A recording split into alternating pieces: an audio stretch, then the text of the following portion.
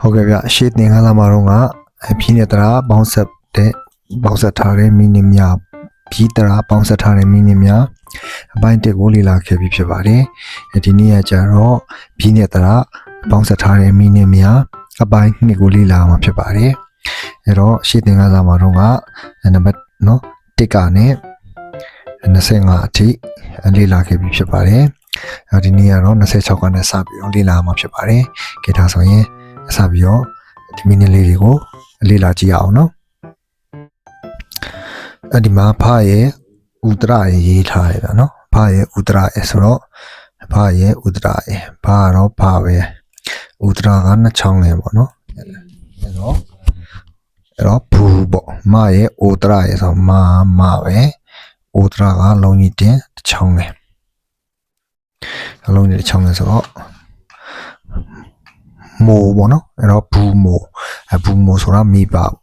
နှစ်ပါးကိုဘူးမိုးလို့ခေါ်ပါတယ်နောက်တစ်ခုကကြတော့ဖရဲ့ဤတရရဲ့ဖရဲ့ဤတရရဲ့ဆိုတော့ဘီပေါ့နော်နာရဲ့ဥတရရဲ့နာရဲ့ဥတရရဲ့ဆိုတော့နူပေါ့ဘီနူဆိုတာဆက်ပြားပေါ့နော်နောက်တစ်ခုကဖရဲ့ဤတရရဲ့ဖရဲ့ဤတရရဲ့ဆိုတော့ဘီဘီဆိုတာမိုးပေါ့နော်ရွာတဲ့မိုးပြောတာပါဘီမိုးနောက်တစ်ခုကဖအာဘာအိုဖိုဘာဖိုဆိုတာအယူကိုပြောတာဖြစ်ပါတယ်ဘာဖိုအယူပေါ့နော်အဲ့တော့ကိုရီးယားဒရမာကြည့်တဲ့လူတွေဆိုရင်ဒီစကားလုံးကိုရင်းနေသိကြလိမ့်မယ်ထင်ပါတယ်ဘာဖိုအယူပေါ့နော်နောက်တစ်ခုစရဲ့ဩဒရာရဲ့ဆိုတော့ဆိုပေါ့နော်စရဲ့ဩဒရာရဲ့ဆိုနောက်ခါရာရဲ့ဣဒရာရဲ့ဆိုတော့ရီဆိုရီဆိုတာအတန်ပေါ့နော်ဆိုရီအတန်နောက်တစ်ခုဒါ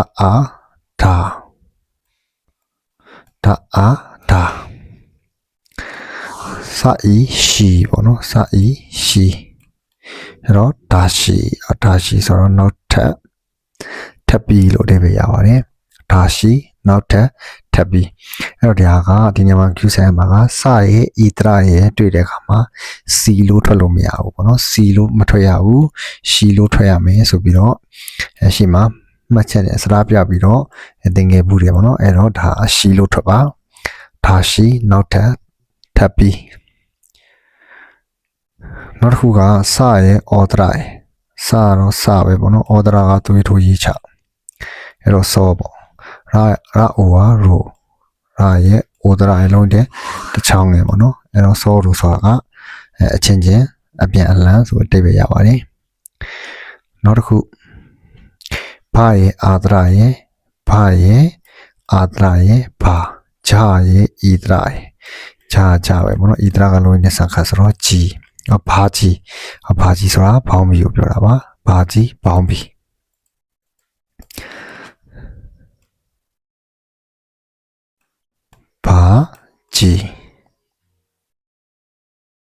ဘာကြီးဘောင်းဘီနောက်တစ်ခုကအာရဲ့အာဒရာရဲ့ဆိုတော့တရတမဲထွက်ရမယ်ဆိုတော့အာပဲပေါ့နော်ဘာရဲ့ဩဒရာရဲ့ဘာတော့ဘာပဲဩဒရာကသွေးထိုးရေချဘောပေါ့နော်ဆိုရင်အာဘောဂျာအီယာဂျီအာဘောဂျီပေါ့နော်အာဘောဂျီဆိုတာအဖေကိုပြောတာပေါ့အာဘောဂျီအဖေအဲ့တော့ရှေ့မှာတော့တင်ခဲ့တဲ့ omoni အမေ omoni ဆိုတာအမေအာဘောဂျီကအဖေပေါ့နော်အဲနှစ်ယောက်ကိုပေါင်းပြီးခေါ်မယ်ဆိုရင်ဘူမိုမိဘလို့ခေါ်တာပေါ့နောက်တစ်ခုကဖရဲ့ဥဒရာရဲ့ဖရဲ့ဥဒရာရဲ့ဘူဂျာရဲ့အာဒရာရဲ့ဆိုတော့ဂျာပေါ့နော်ဂျာရဲ့အာဒရာရဲ့ဆိုအာဒရာရေးချဆိုတော့ဂျာပေါ့ဘူဂျာတထေးနောက်တစ်ခုကစနဲ့ဥဒရာစရဲ့ဥဒရာကနှစ်ချောင်းငယ်ဆိုတော့စုပေါ့ဂျာရဲ့ဩဒရာရဲ့ဆိုဩဒရာသွေးထိုးရေးချဂျာတော့ဂျာပဲပေါ့နော်အဲသွေးထိုးကောင်းနေရပ်ပြီး ကြောပေါ့စူကြောဆိုတာကဇွန်းနဲ့တူအစုံလိုက်ကိုခေါ်တာဖြစ်ပါတယ်စူကြောဇွန်းတူပေါ့နော်ဒီနေရာမှာပြောရရှိတာကိုရီးယားလူမျိုးတွေကအစားစားတဲ့အခါမှာဇွန်းနဲ့အတူနဲ့ပေါ့နော်အဲ့နှစ်ခုကိုတွဲပြီးသုံးပြီးတော့စားကြပါတယ်ကျွန်တော်ဒီမြန်မာနိုင်ငံမှာဆိုရင်ဇွန်းနဲ့ခင်းတောင်းဝင်လက်နဲ့စားရတယ်ပေါ့နော်သူတို့စီမှာတော့ဇွန်းနဲ့ခင်းကိုမသုံးဘူးပေါ့နော်ဇွန်းနဲ့တူပဲသုံးပြီးတော့စားတယ်အဲ့တော့သူကဇွန်းတူအစုံလိုက်ကလေးကိုသူစူကြောလို့ခေါ်တာပေါ့နော်ဟုတ်ကဲ့နောက်တစ်ခုထပ်ကြည့်ရအောင်နောက်တစ်ခုကမရဲ့အိုတရရဲ့ဆိုမရဲ့အိုတရရဲ့ဆိုတော့မိုးဂျာရဲ့အာဒရာရဲ့ဆိုတော့ဂျာရဲ့အာဒဂျာတော့ဂျာပဲပေါ့နော်အာဒရာကရေးချဆိုတော့ဂျာမိုးဂျာကအုတ်ထုပ်ပေါ့နော်နောက်တစ်ခုကဘာရဲ့အာဒရာရဲ့ဘာပေါ့နော်ဒါရဲ့အာဒရာရဲ့ဒါဘာရာဆိုတာပင်လယ်ကိုပြောတာပါဘာရာပင်လယ်နောက်တစ်ခုကဂျာရဲ့အာဒရာရဲ့ဂျာကတော့ဂျာပဲပေါ့အာဒရာကရေးချဆိုတော့ဂျာဒါတော့ဒါပဲအာဒရာကရေးချဆိုတော့ဒါဂျာရာ80ဒါတော့ကရိယာပေါ့နော်ဘာရာပင်လယ်ကကျတော့ noun ပေါ့ဒါကြကရိယာပေါ့နော်အဲ့လိုလေးခွဲချက်ဖို့လိုတယ်ဟုတ်ကဲ့ဒါဂျာရာ80နောက်တစ်ခုချရဲ့အာဒရာရဲ့ပေါ့နော်အာဒရာကရေးချဆိုတော့ချဆိုတော့ကာတော့မဟုတ်လက်ဖက်ရည်ပေါ့နော်ကားလိုလည်းတိပေးရတယ်လက်ပိတ်လိုလည်းတိပေးရတယ်နောက်တစ်ခုကချရဲ့ဤဒရာရဲ့ချကတော့ချပဲဤဒရာကလုံးကြီးတဲ့ဆံကဆိုတော့ချီပေါ့နော်မအားကမာပေါ့မအားမာချီမာ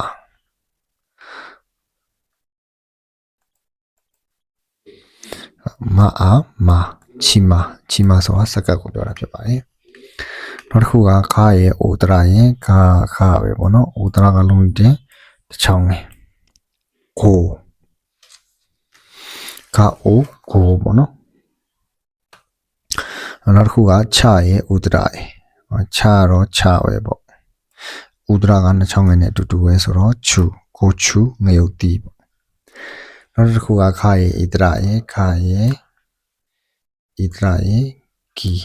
ချရဲ့အာဒရာရဲ့ချာဂီချာပေါ့နော်ဒီဂီချာဆိုတာကယထာကိုပြောတာပါနောက်တစ်ခုကကြတော့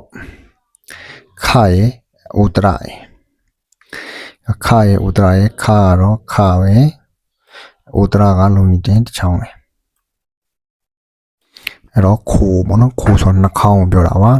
နောက်တစ်ခုကခရဲ့ဥဒရာရဲ့ခရဲ့ဥဒရာကိုတစ်ချောင်းငယ်လို့နီးစပ်ဆုံးတင်ထားတယ်ပေါ့နော်အဲ့တော့ခရဲ့ဣဒရာရဲ့ခဣဒရာနဲ့ဒီလိုလုံးနဲ့ဆန်ကန်နဲ့ရေးရမယ်ခကီစာအရွယ်အစားကိုပြောတာပေါ့နော်နောက်တစ်ခုခနဲ့ဣဒရာပဲခတော့ခပဲဗျဣဒရာတော့လုံးနဲ့ဆန်ကန်ဆိုတော့ခီပေါ့နော်ခီဆိုတာကအရက်လူရဲ့အရက်အမောင်းကိုပြောတာပါနောက်တစ်ခုဖရဲ့အာဒရာ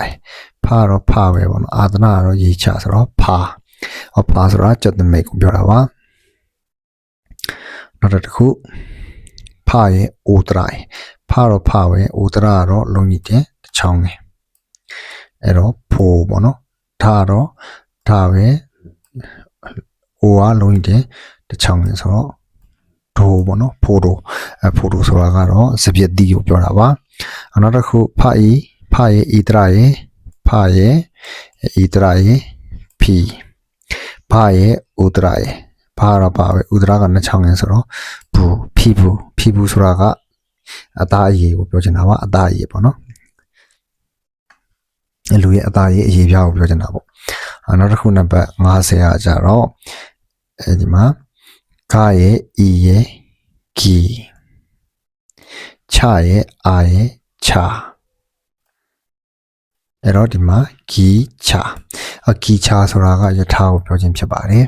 ဂီချဆိုတာယထာကိုပြောခြင်းဖြစ်ပါတယ်နောက်ကဖြိုပေါ့နော်ဖရဲ့ယိုတရာ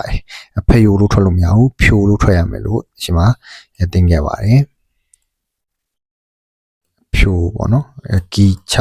ဖြိုဆိုရင်ယထာလက်မှတ်ပေါ့အဲ့တော့ဒီညမှာခွဲချက်လို့ရတယ် ကိချာဆိုတာယထာပေါ့နော်ကိချာဆိုယထာဖြိုဆိုတာကတော့လက်မှတ်ပေါ့နော်ကိချာဖြိုယထာလက်မှတ်ပေါ့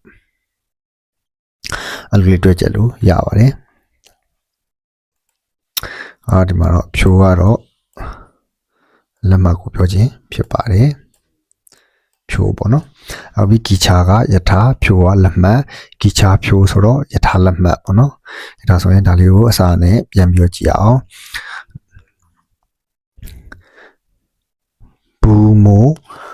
မိဘဘီနူစပြာဘီမိုဘာဘိုအယူဆိုရီအတန်ဒါရှိ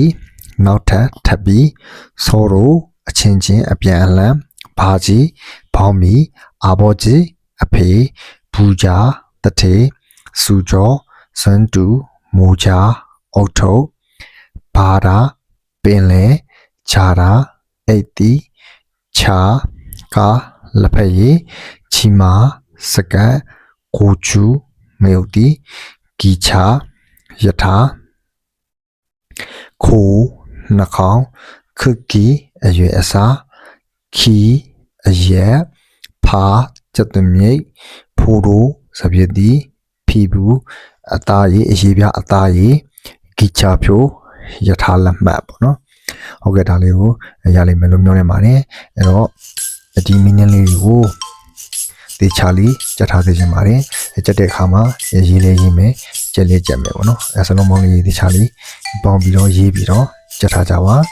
နောက်သင်္ကန်းစာကြမှာထပ်ပြီးတော့တွေ့ပါမယ်